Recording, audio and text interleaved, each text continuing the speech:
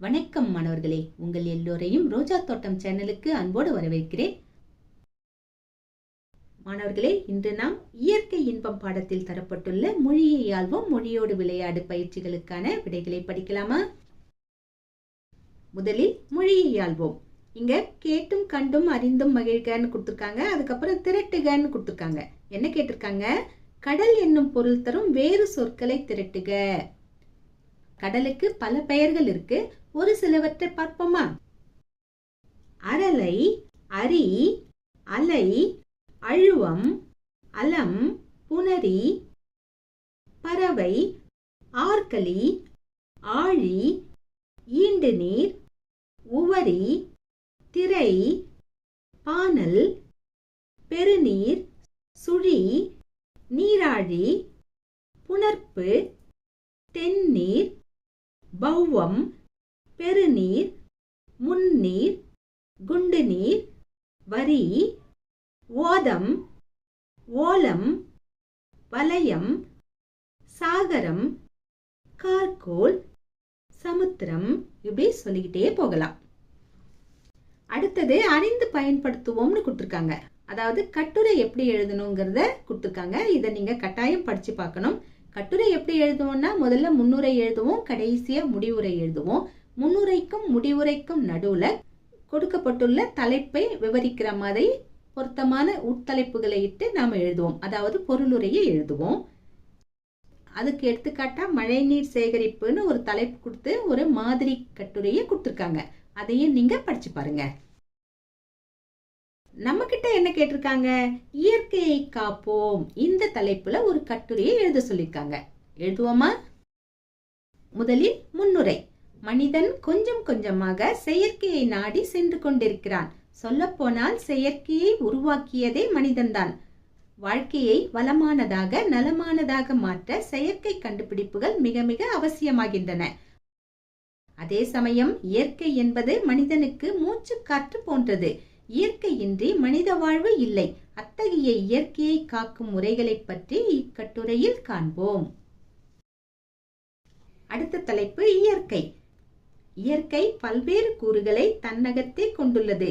சூரியன், நிலா, மழை, காற்று, மண், மலைகள், கடல்கள், ஆறுகள், காடுகள், மரங்கள், செடிகள், கொடிகள், பறவைகள், விலங்குகள், கனிமங்கள், கரிமங்கள் என பல வடிவங்களில் இயற்கை நம் முன்னே காட்சியளிக்கிறது. அடுத்தது இயற்கையின் முக்கியத்துவம்.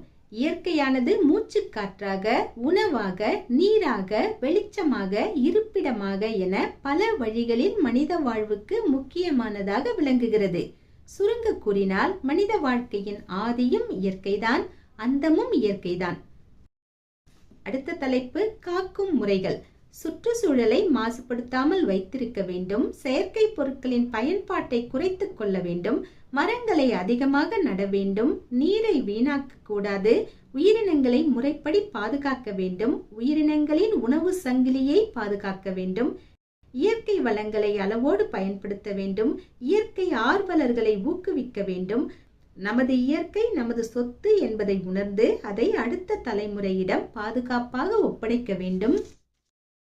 அவசியமான இடங்களில் மட்டும் ரசாயன பொருள்களை உபயோகிக்க வேண்டும்.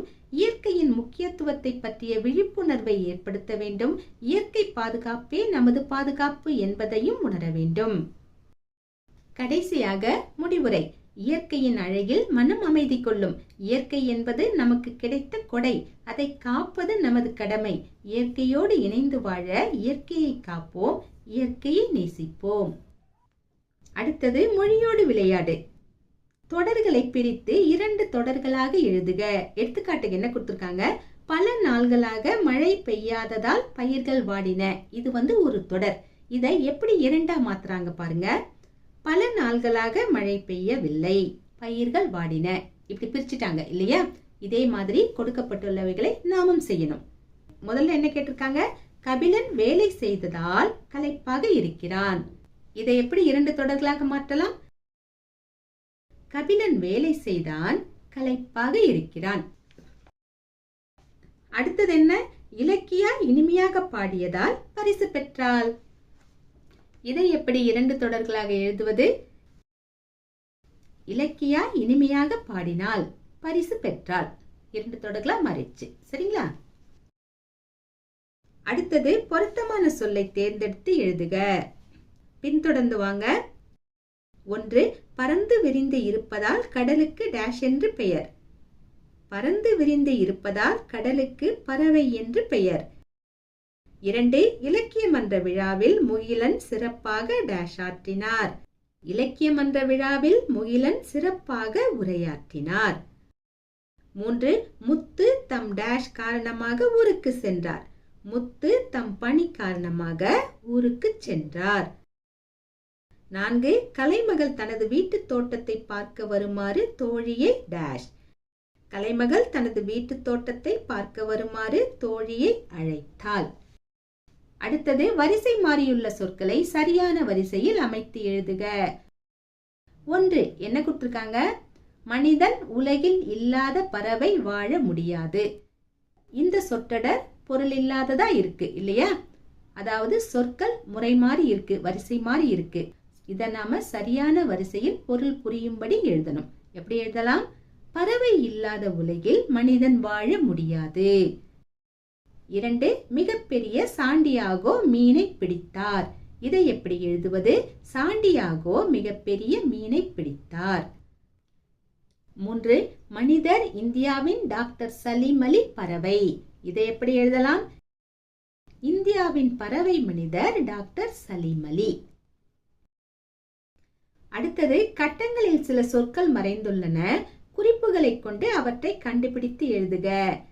இங்க கட்டங்கள் கொடுத்திருக்காங்க, அதுல எழுத்துகள் இருக்கு, சொற்கள் ஒளிஞ்சிருக்கு, குறிப்புகளும் கொடுத்திருக்காங்க. குறிப்புகளை படிக்கும் போதே நமக்கு விடை தெரிஞ்சிடும். அது தெரிஞ்சிருச்சுன்னா நாம அது எங்க இருக்குங்கிறதையும் நாம குறிச்சிடலாம். முதல்ல என்ன கேட்கப்பட்டிருக்கு? அகதி என்னும் பொருள் தரும் சொல் டேஷ். அகதி என்னும் பொருள் தரும் சொல் ஏதிலி இல்லையா? ஏதிலி எங்க இருக்குன்னு பார்த்து நாம குறிக்கணும். 2. முதலெழுத்துகளின் எண்ணிக்கை டேஷ். முதலெழுத்துக்களின் எண்ணிக்கை 30 இல்லையா? 30 எங்க இருக்குன்னு பார்த்து நாம குறிக்கணும். அடுத்தது பறவைகள் இடம்பெயர்தலை டேஷ் என்பர். என்னன்னு சொல்லுவோம்? பறவைகள் இடம்பெயர்தலை வலசை போதல் என்பர். அடுத்தது சத்தமுத்த புலவரால் பாடப்பட்ட பறவை டேஷ். செங்கால் நாரை. செங்கால் நாரை என்பது சரியான விடை. அடுத்தது கடைசியா ஆயுத எழுத்தின் வேறு பெயர். ஆயுத எழுத்தின் வேறு பெயர் தனிநிலை. இங்க குறிச்சி காமிச்சிருக்கோம், பார்த்துக்கோங்க.